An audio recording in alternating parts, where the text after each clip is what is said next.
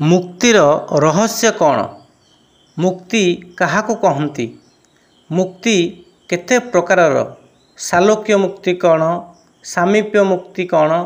साजुज्य मुक्ति काहाको कहती एवं जीवन मुक्ति किपरि भाव श्रेष्ठ ताहा आसंतु जानिबा एही वीडियो माध्यम रे।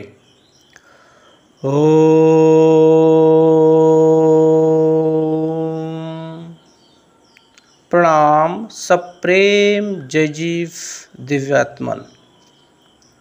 हाँ आज्ञा, आज विषय वस्तु हूँ मुक्तिर रहस्य कौन। वास्तव में मनीष जेबे ठारू पृथ्वी पृष्ठ रे बसवास करुछि तार मन मस्तिष्क गोटे मुक्तिर वातावरण सृष्टि होइछि। ता जीवन में आसुथिबा विभिन्न समस्यारू से मुक्त होपाई चाहिछि। से सदा सर्वदा आनंदित रहिया पई प्रयास करिछि, सुखी रहिया पई प्रयास करिछि, निरोग रहिया पई प्रयास करिछि। तेणु करी निजर मुक्तिर जो इच्छा अच्छी से भाविछि कौनसी बाह्य शक्ति आसिकी ताहाको ए सबरू मुक्ति प्रदान करिबो बा से कौनसी शक्तिर चरणाबिंदरे निजको समर्पण करी एही सबु आनंदर सुखर निरोगतार से उपभोग करिबो।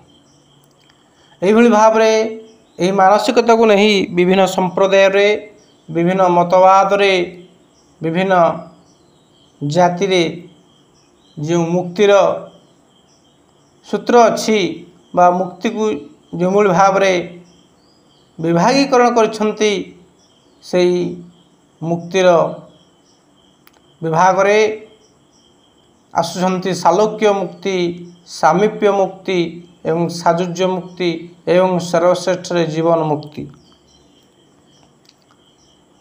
मनीष चिंता करिछि ए संसार सृष्टिकर्ता होउछंती ईश्वर एवं तांको सहित मिसी जिबा, तांको पाखर रहिबा एवं ता समकक्ष होई जिबा वास्तव रे मुक्ति बोली मनीष भाविछि। तेणु सालोक्य मुक्ति रे कौन हुए ना भक्तटी सही लोकरे रहे जो लोकरे भगवान रहंती, ईश्वर रहंती। एवं द्वितीय आसुछि सामीप्य मुक्ति अर्थात ईश्वरंकर निकट रहिबा, समीपर रहिबा, पाखे पाखे रहिबा। ए दुईटी मुक्ति रे आपणकर सालोक्य एवं सामीप्य मुक्ति रे निजर तो अस्तित्व रहे, ता सहित ईश्वरंकर सेठी अस्तित्व रहे, गोटे भेद रहे। किंतु तृतीय प्रकार मुक्ति रे जाको साजुज्य मुक्ति कहती, ए मुक्ति रे ईश्वरंक सहित संपूर्ण भाव रे मिलित हो जिबा, युक्त हो जिबा बा विलीन हो जाए बोली कहती। अर्थात यही मुक्ति रे व्यक्तिर व्यक्तित्व रहे नहीं, स्वतंत्रता रहे नहीं बा भेद रहे नहीं। ये आपणकर तीन प्रकार मुक्ति एवं सर्वश्रेष्ठ मुक्ति होउछि जीवन मुक्ति। जी थाऊ थाऊ मुक्ति प्राप्त करिबा। एई जीवन मुक्ति केवल ज्ञानी मानकर, योगी मानकर होई थाए। बाकी तीनोटी मुक्ति आपणकर भक्त मानकर होई थाए। वास्तव में मुक्ति रहस्य आज्ञा कौन? से भगवान तत्व कौन, ईश्वर तत्व कौन जे पर्यंत आम जानी नाहंती। ए मुक्तिर जो चक्रव्यूह ताहारे मध्यरे मनीष कालातिपात करुथिबो, से बुझी परिबनी एहार भितरी रहस्य कौन। जो ईश्वरंक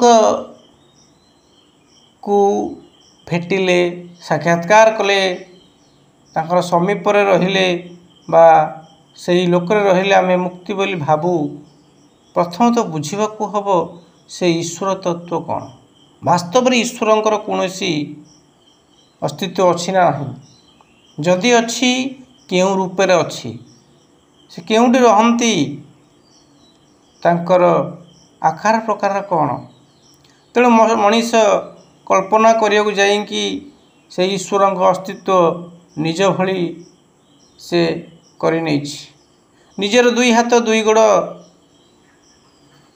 ଯାହା ଇନ୍ଦ୍ରିୟମାନ ଅଛନ୍ତି ସେଇଭଳି ଭାବରେ ଈଶ୍ୱରଙ୍କ ସେଇଭଳି ଭାବରେ ଟିକେ ପାୱାରଫୁଲ୍ ବା ଅତ୍ୟଧିକ ଅତିରଞ୍ଜିତ କରିକି ସେ କଳ୍ପନା କରିଛି। ସାଧାରଣ ମନୁଷ୍ୟର ଦୁଇ ହାତ, ଈଶ୍ୱରଙ୍କ ନିଶ୍ଚିତ ରୂପରେ 4 ହାତ ବା ତତୋଧିକ ଥିବ।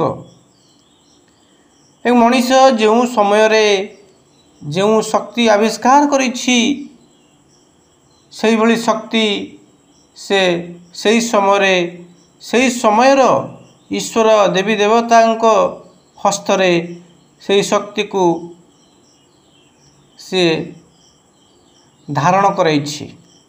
ଅର୍ଥାତ୍ ମଣିଷ ଯେତେବେଳେ ଏହି ଅଣୁ ପରମାଣୁ ଯୁଗରେ ପହଞ୍ଚି ନଥିଲା, ଯେତେବେଳେ ସେ ହାତ ହତିଆରେ ବିଶ୍ୱାସ କରୁଥିଲା, ସେହି ସମୟରେ ସେ ସେଇଭଳି ହାତ ହତିଆର ଦେବୀ ଦେବତାଙ୍କ ହସ୍ତରେ ଅର୍ପଣ କରିଛି ବା ଧାରଣ କରାଇଛି। ମୂର୍ତ୍ତି ସ୍ଥାପନ କରି ସେହି ଦେବୀ ଦେବତାଙ୍କ ନିକଟରେ ସେହିପରି ଅସ୍ତ୍ରର ବ୍ୟବସ୍ଥା କରିଛି। ତେଣୁ ଏଥିରୁ ସ୍ପଷ୍ଟ ଭାବରେ ପ୍ରମାଣିତ ଯେ ଈଶ୍ୱରଙ୍କର ଯେଉଁ ଅସ୍ତିତ୍ୱ ବା ମୂର୍ତ୍ତି ରୂପରେ ସଶସ୍ତ୍ର ଯେଉଁ ମୂର୍ତ୍ତିମାନ ଦେଖୁ, ପୂଜା ଅର୍ଚ୍ଚନା କରୁ, ସେ କେବଳ ଏହି ମଣିଷର କଳ୍ପନା ବ୍ୟତୀତ ଅନ୍ୟ କିଛି ନୁହେଁ। କେବଳ ଆପଣଙ୍କର କଳ୍ପନାବାଦୀର କଳ୍ପନା।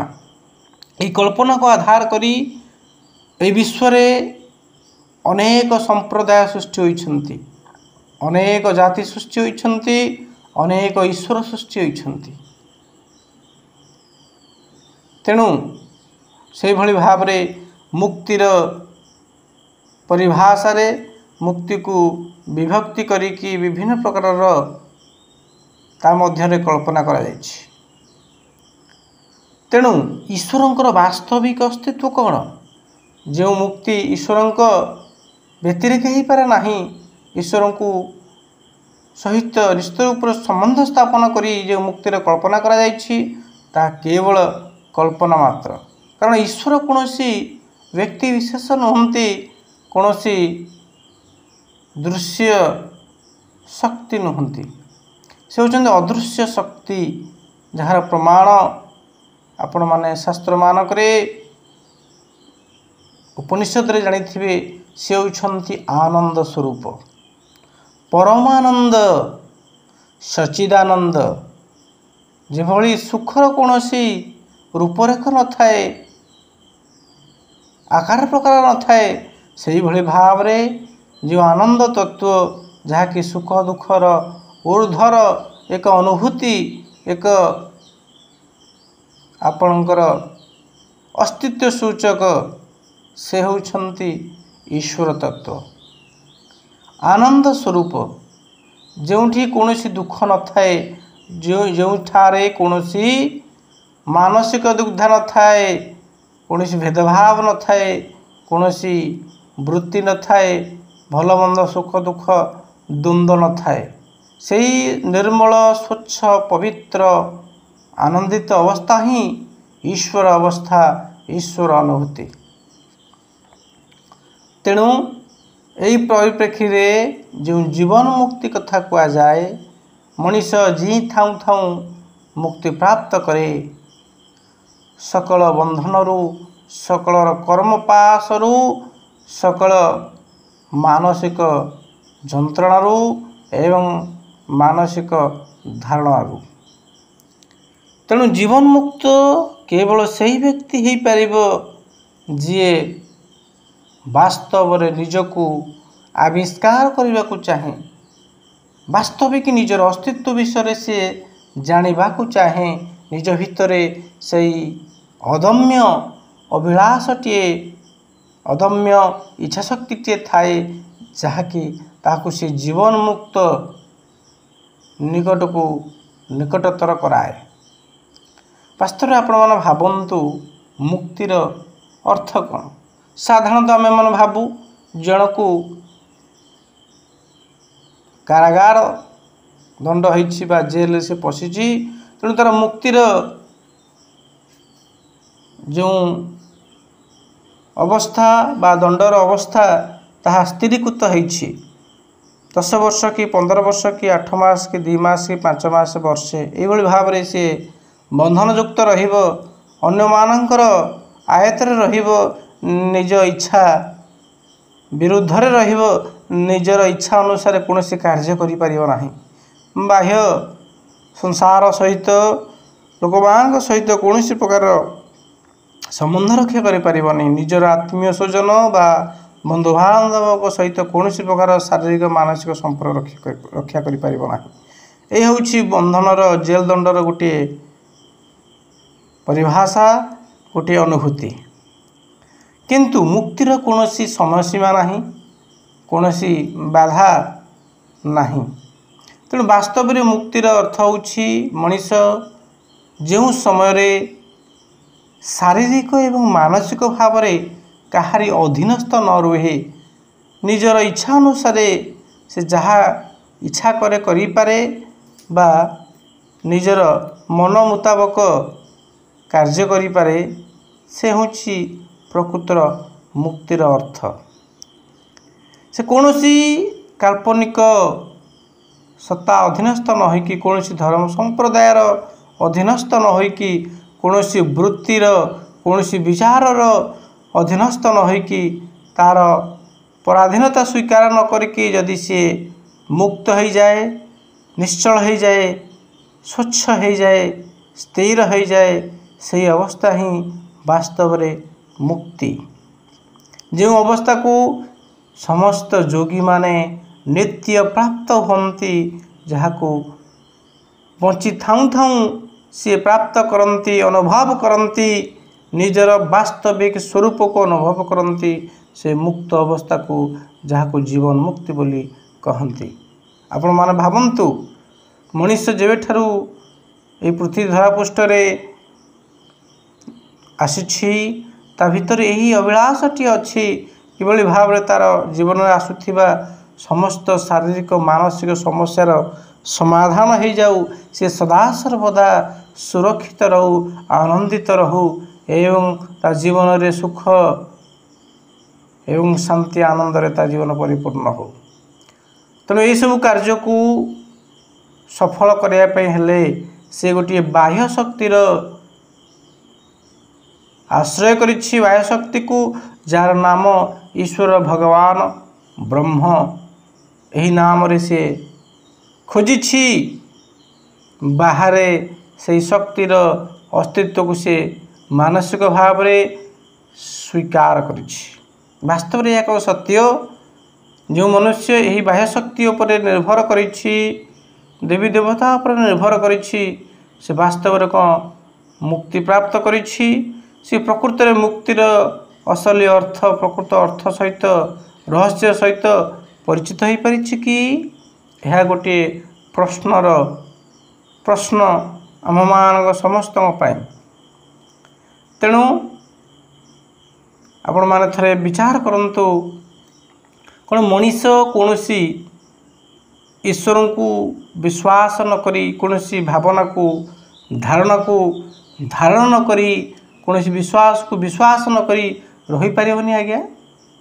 कारण यही ईश्वर नाम रे अतीत केते जे नरसंहार होइछि केते सभ्यता लोप पाइछंती लक्षाधिक मनीष अकथनीय अत्याचार शिकार होइछंती युद्ध भी होइछि असंख्य युद्ध यही धर्म को लेकिन यही ईश्वर को लेकिन यही धारणा को लेकिन। आज समय आसी मनुष्य कौन यही सब धारणु मुक्त हो पार ना। गोटे पशु कौन से प्रकार बाह्य ईश्वर कल्पना करिकी तार दासत्व स्वीकार करे नाही तार जीवन आज यूजुअल जेपरी बीतवा कथा सेहीपरी चली गोटे पशु ता सारा जीवन से निज स्वरूप से साधारण पशु भाव थाए से अन्यर प्रभुत्व क्षति करि पारे नाही किंतु मनीष यही अंधविश्वास यही तथाकथित ईश्वर कल्पना करी विभिन्न संप्रदाय गठन करी राजनैतिक दल गठन करी निजको गोटे गोष्ठीभुक्त करी अन्य गोष्ठी उपरे अन्य संप्रदाय उपरे से आक्रमण करिछि निजर संप्रदाय निजर भावना निजर आपणकर से कल्पनार ईश्वर को स्वीकार करने विभिन्न उपाय रे चाप सृष्टि करी भय देखाई एपरी हत्या करी निजर पक्षभूत करने चाहिए निजर मान्यता को स्वीकार करने से अन्य मान चाप प्रयोग करिछि। आज समय आसी गोटे आलोचनार गोटे विचारर गोटे समीक्षार वास्तव में मनीष मस्तिष्क कौन प्रकार बाह्य ईश्वर भगवान अस्तित्व स्वीकार नक रही पार ना निश्चित भाव रही आज्ञा यही मुक्तिर रहस्य जिते मनीष जहाँ सी कल्पना करुच्छी जहाँ से शुणी जहाँ से देखी ये सबुथ जो सी संपूर्ण भाव में मानसिक जगत रे मुक्त हो जाए से वास्तविक मुक्तिर रहस्य को अनुभव करि थाए जार प्रमाण जोगी माने समाधि रे प्राप्त होती जोगी माने ध्यानर शेष अवस्था रे अनुभव करती जे कि से होउछंती सच्चित आनंदर प्रतीक जार स्वभाव ही सच्चिदानंद तत्व जोगी से अवस्था रे से समाधिस्थ अवस्था रे ध्यानर गभीर अवस्था रे से निजको आविष्कार करे से कौनसी भावनार दास नुहे कल्पनार दास नुहे बा कौनसी रीति रिवाजर दास नुहे कौनसी धारणार दास नुहे से सबुथुर मुक्त हो जाए से केवल द्रष्टा मात्र थाए से मनर साक्षी स्वरूप हो जाए मनरूप दृश्यर विचारर से द्रष्टा हो जाए मन ठारू निजको से अलगा करी निए द्रष्टा दृश्यर संपर्क रे से युक्त होता है। तेणु मुक्ति होची सेही मानसिक अवस्था जो अवस्था रे मनीष कौन सी अतीत भविष्यत एवं वर्तमान कौन सी धारणा को कौन सी विचार को धारण कर न थाए बा विचार सपक्ष विपक्ष मत पोषण कर से स्वतंत्र मानसिक अवस्था से स्वतंत्र अस्तित्व अवस्था ही प्रकृत में मुक्ति जहाँ को वास्तव में यथार्थ जीवन मुक्त बोली कही था।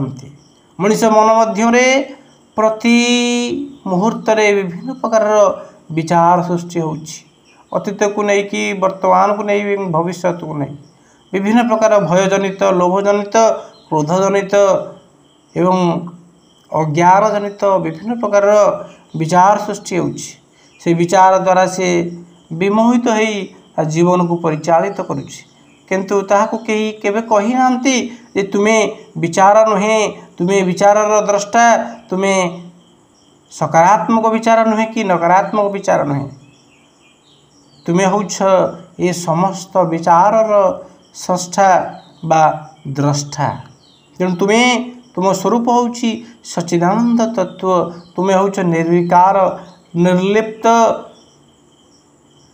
एवं निष्पाप सत्ता आत्मतत्व चैतन्य सत्ता तेणु से चेतनार सामीप्य जिते मनीष हो पार निजर स्वरूपस्थ हो पार निकटवर्ती हो पार से ही वास्तविक जीवन मुक्ति की बुझीपार मुक्तिर रहस्य को बुझीपार यही परिप्रेक्षी योग कहती योग चित्तवृत्ति निरोध तदा दृष्टि स्वरूपे अवस्थानम तेणु योग होछि चित्तर वृत्ति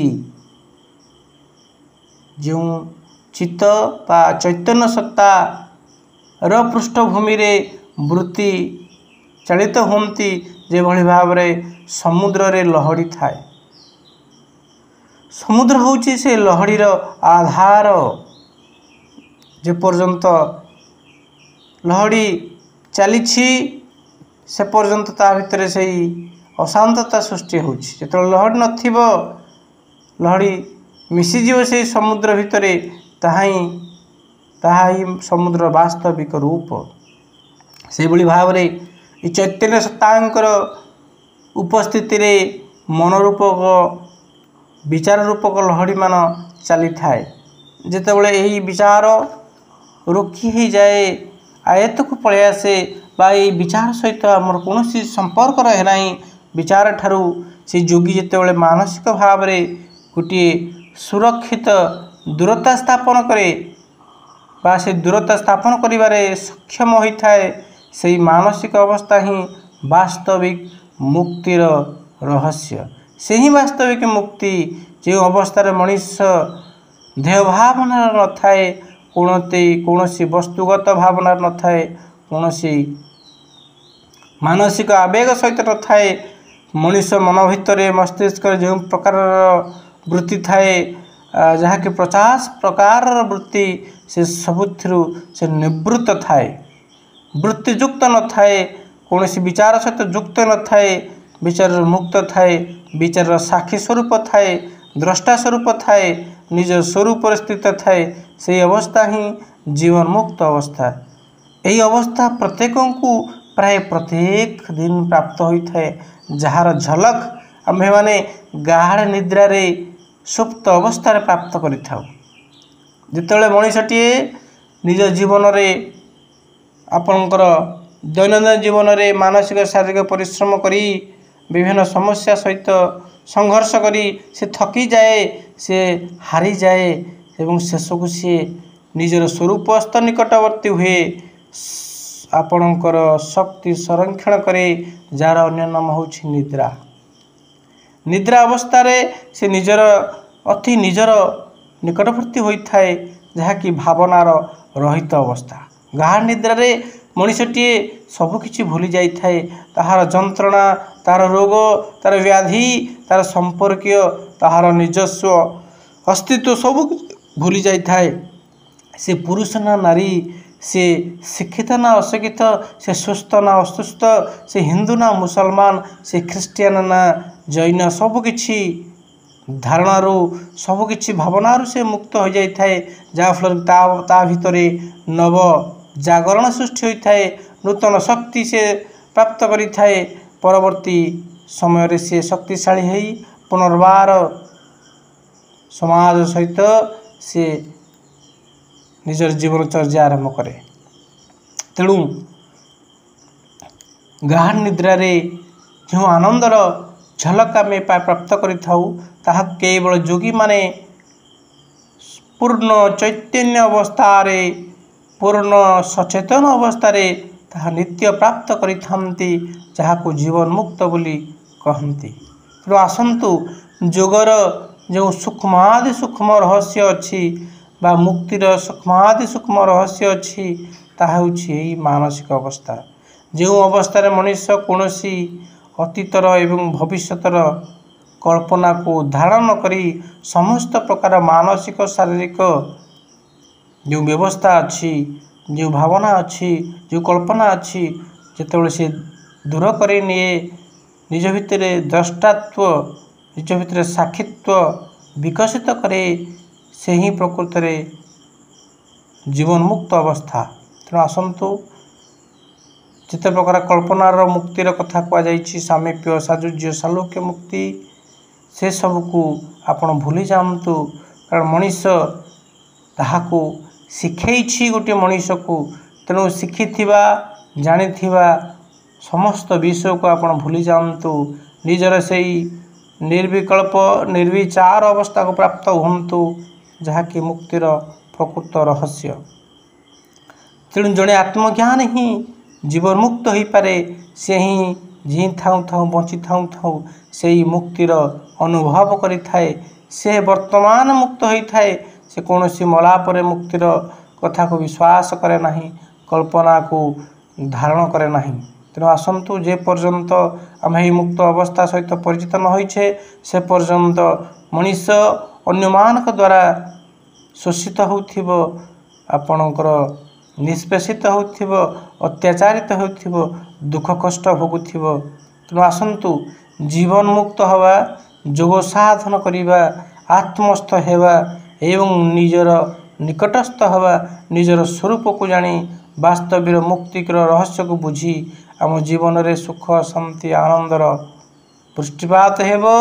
आमर प्रति मुहूर्तटी से सुख दुख ऊर्ध्वरे जो आपणकर युक्त अवस्था अच्छी, मुक्त अवस्था अच्छी, स्थिर अवस्था अच्छी, प्राप्त हुई मनुष्य जीवन को सफल करिबा। आशा करुछि आपण माने मुक्ति विषय जो आपण धारणा थिबो ताहा परिवर्तन होइथिबो। आसंतु एही नूतन ज्ञान को धारण करी जहाँ कि सत्य यह को धारण करी निज जीवन को सफल करिबा। रहुछि आज्ञा आपण मान सर्वांगीन उन्नति कामना करी बाणी विश्राम दउछि। सप्रेम जय जीव।